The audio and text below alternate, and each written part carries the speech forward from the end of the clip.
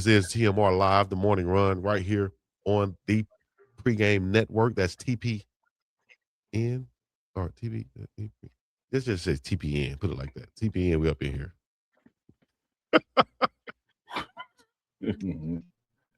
Oh, before we go, man, NBA. What you think about the Western Conference, Eastern Conference Finals? Let's start the West Coast, man. We were so passionate about that. We actually went live right after that game one where Wemby did the 40 plus, the 20 rebounds. Like we said then, man, this is our Wilt Chamberlain. We're getting to see what just total dominance looks like. As I said before, you and I both, talked about how Spurs were going to represent the West if Wemby did his thing, and they dominated OKC in the regular season as well. We'll check out game 2 that tonight. But the bigger, more recent story that we haven't talked about, Cleveland Cavaliers travel to NYC. And Chico, you and I and the runners, we got together last week and we talked about what's better, momentum or rest. And I'll be damned if momentum didn't look like it was going to do the thing. But when you got to the third quarter, going into the fourth, it's like the Cavaliers head coach went to get a glizzy and didn't come back. You got a team of 22 points with 7.5 minutes left, and you don't call a timeout until you up 6. Right. You got a 22. Hold on, one more log, Chico, and I'm gonna listen. One more log on the fire. You up 22 points, 7.5 minutes left.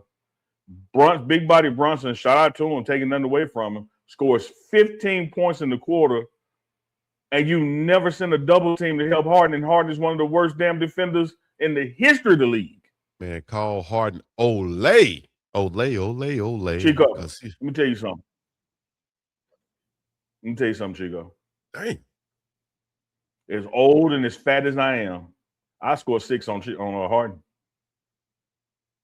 And it ain't because I can ball. It's because he don't play no damn defense. He don't play no damn defense, dog. That was so crazy. But even more glaring than that was the non-timeout called by the coach, I think, to stop the run. How can someone go on a run like that and you don't feel like you got James Harden coming down, jacking up unprovoked threes, contested threes. You have guys missing shots that's wide open. You shooting the ball with 18 seconds left on the shot clock. Why? When you're up by that many points and they're scoring, you can't defend James Harden. Brunson. I said that before it started. You asked me on the last show, what makes you so confident, Chico? Why you answer so fast? And I jokingly said, but I was so serious. James Harden on both ends. He might not show up on the offensive end, but I know like hell he ain't about to stop anything. He like a wet paper bag on defense. He did some shit in the fourth quarter because keep in mind the game went to overtime. He did some shit in the fourth quarter. He makes a move, gets past Brunson, gets to the paint, gets to the rim, has a layup, and passes the ball behind his head. What we doing? To a guy on the other side of the basket for a turnover. It's like, I say right now, it's okay. The Vegas Mafia done got to him. You gotta be. Y'all looking for that gambling ring that y'all busted. Like somebody pick up the phone. Yeah. What the hell was that? It was terrible coaching, I'll say. Just like you said, to not stop that. I have to blame the coaches. I have to blame the coaches because I think in the history of the NBA, up 20 or more with 7 minutes more remaining, it was like 594-1. And one of those times, Memphis Grizzlies lost the lead like that. But this is the second time this happens. Biggest comeback in the fourth quarter for Knicks as a franchise. Second biggest in NBA playoff history. And that you don't want to be on that side of the line when all you got to do, okay, we up 22, right? There's no reason for us to shoot the ball with over half the shot clock remaining. Exactly. And then let's get good looks and go to the basket when we do shoot it. And all we got to do is do 50%, maybe 40%, and we win the game. But as they take a 22-point lead to, say, 16 points, how do you not call a timeout? When that 16-point lead goes to 10, how do you not call a timeout? He went from up 22 to up 6 before he called a timeout. Right.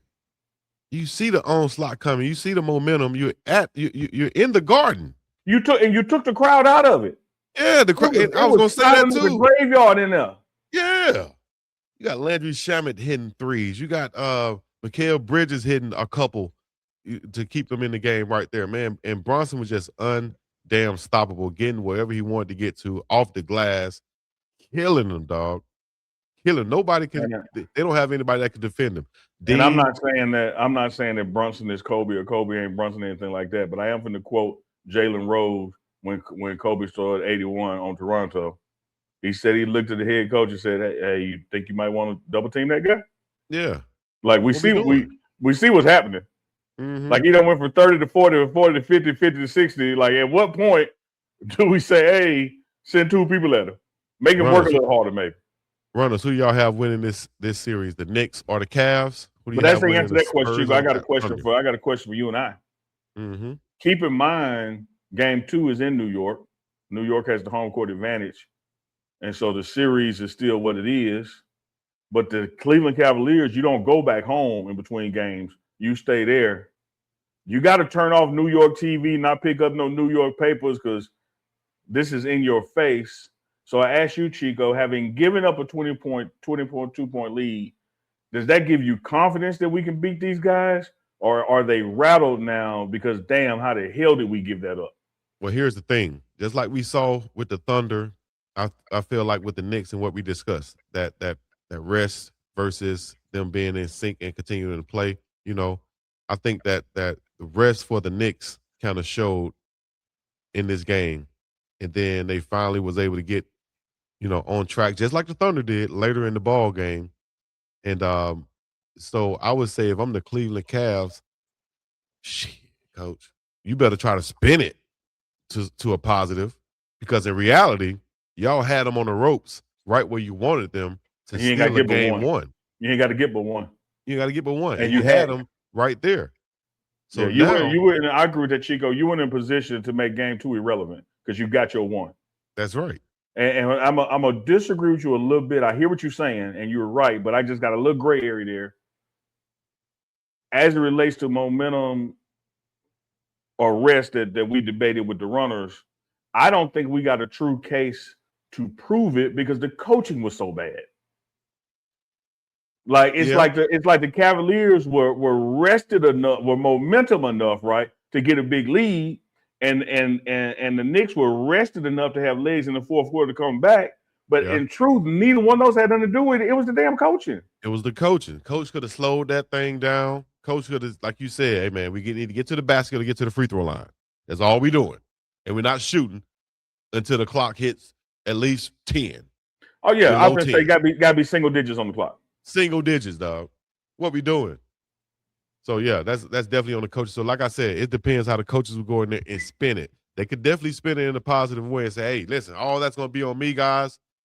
But let's come out and do the same thing we did in this ball game. And if we can get back to that point, I guarantee you we won't fumble this bag. But all we got to do is play well. We can say that, hey, James Harden with 5 of 16. James, you're gonna play better next game.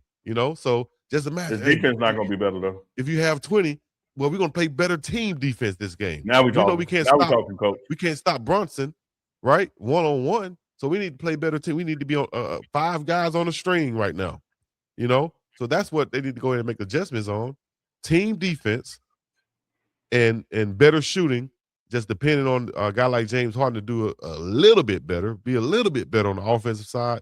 That should prepare them to a win. At least that's what you're telling your team. In the back of your head, you like, damn, this is a must win now. No, not mad at it, Chico. TMR Live, Uncle Chico. We're gonna be up and about this thing. Peace in the Middle East. Share. Let's go. Wake up, Captain, drop a super chat now. Morning run go dumb, funniest in town. If you ain't sub yet, sit your ass down. If you ain't sub yet, sit your ass down. Hey, runner, grab your coffee.